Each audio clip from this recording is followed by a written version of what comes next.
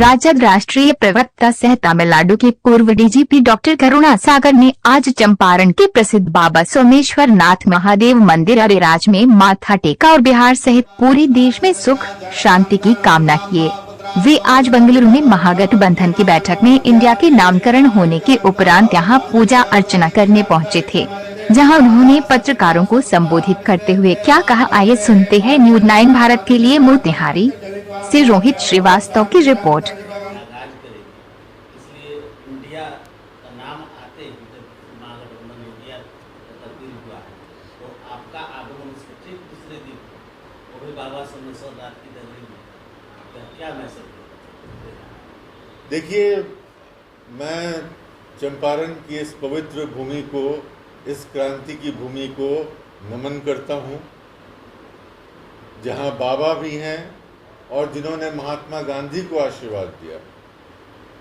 मोहनदास करमचंद गांधी जब दक्षिण अफ्रीका से भारत लौटे और अपने लिए एक राजनीतिक भूमिका की तलाश कर रहे थे, तो इसी चंपारण के लोगों ने उन्हें विशेष आग्रह कर बुलाया कि यहाँ निलहे किसानों की समस्या है, उनका आप नेतृत्व करें, और महात्मा गांधी ने किया। और इसी भूमि ने महात्मा गांधी को एक क्रांतिकारी नेता के रूप में उभारा, और यहीं से मोहनदास करमचंद गांधी आगे चलकर महात्मा गांधी बने।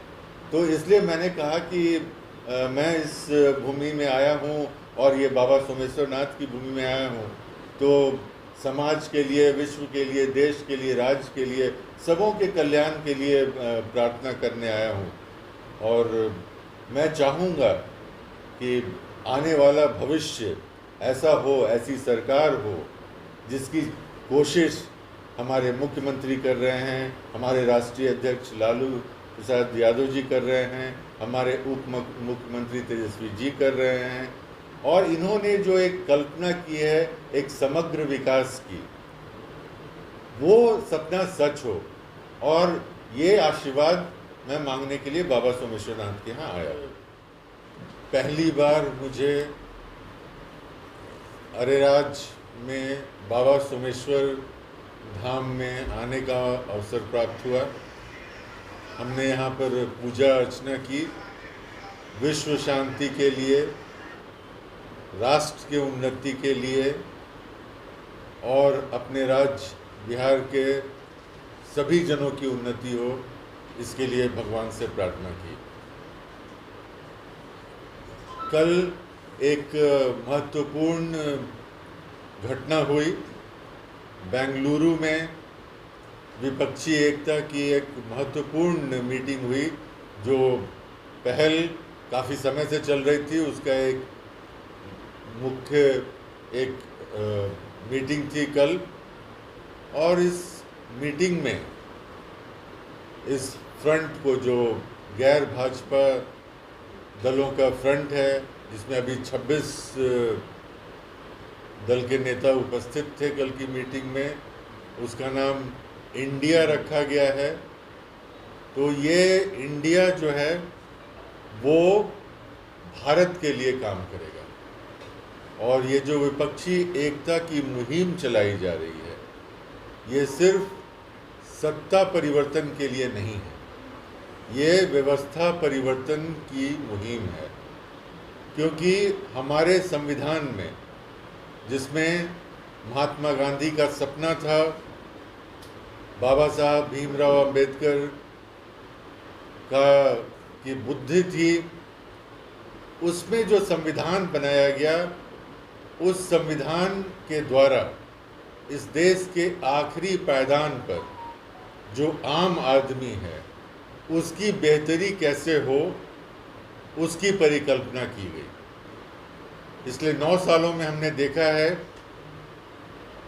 कि अभी की केंद्र सरकार, भाजपा की सरकार, संविधान की इस प्रस्तावना से हटकर आम के बजाय खास के लिए काम करने लगी है। आज स्थिति ये है कि गरीब और ज़्यादा गरीब होता जा रहा है और अमीर और ज़्यादा अमीर होता जा रहा है।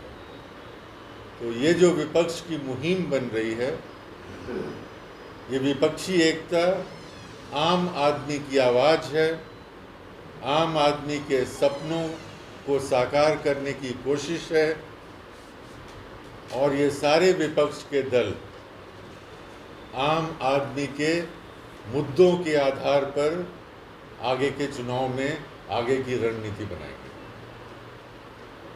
अभी जो है कुछ दिनों पहले जो है पटना में जो लाठीचार्ज हुई उसमें जो है बहुत सारे पटना में इसके पहले जो है शिक्षकों पर भी लाठीचार्ज हुई थी और उसके पहले भी जो था सांस्कृतिक समय सेवकों पर भी हुई थी।